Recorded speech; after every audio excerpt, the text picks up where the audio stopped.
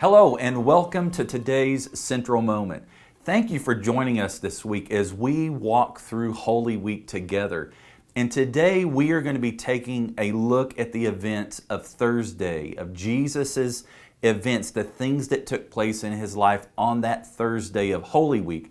Now there's a lot to cover there, so just to recap, we know the events of Thursday. Jesus dines at the Last Supper with his disciples.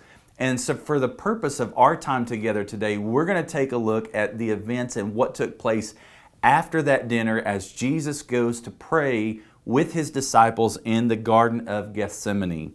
We'll look at Matthew chapter 26, starting with verse 36. And it says, Jesus went with his disciples to a place called Gethsemane, and he said to them, "Sit here while I go over there and pray." He took Peter and the two sons of Zebedee along with him, and he began to be sorrowful and troubled.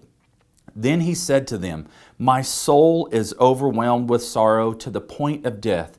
Stay here and keep watch with me."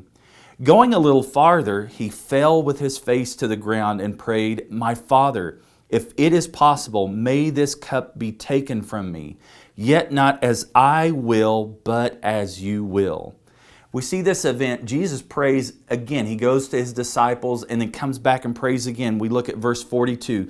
He went away a second time and prayed, "My Father, if it is not possible for this cup to be taken away unless I drink it, may your will be done." Again, Jesus goes, finds the disciples sleeping, and again returns to prayer. Verse 44 says, "So he left them and went away once more and prayed the third time, saying the same thing."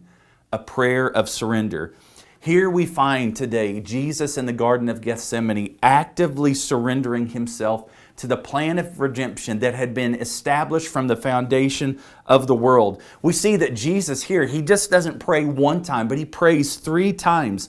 And in the Bible, we find that the number 3 was used as this divine stamp of completion. Like it is a fulfillment on the subject. Like Jesus put the exclamation point to his prayer that I am surrendering my life to the will of God and following the plan of redemption.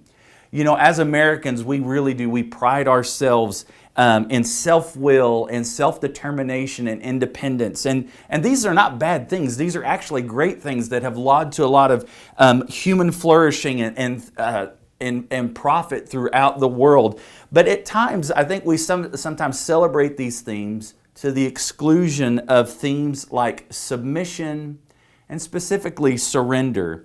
We have this internal aversion to these ideas. In fact, we do everything to keep from tapping out in life. Surrender in the transitive verb sense, it says it means to give up completely or agree to forego, especially in favor of another. And we see that's what Jesus does here. Jesus actually, when his disciples asked him, "Lord, teach us to pray," he taught them to pray things like, "Father, may your will be done on earth as it is in heaven. May there be nothing that opposes or stands against your will." A prayer that I've often prayed over my children since they've been born, as I've often prayed over them, Jesus, please give them a heart that is always willing and ready to say yes to you. Hearts that are willing to be surrendered to you.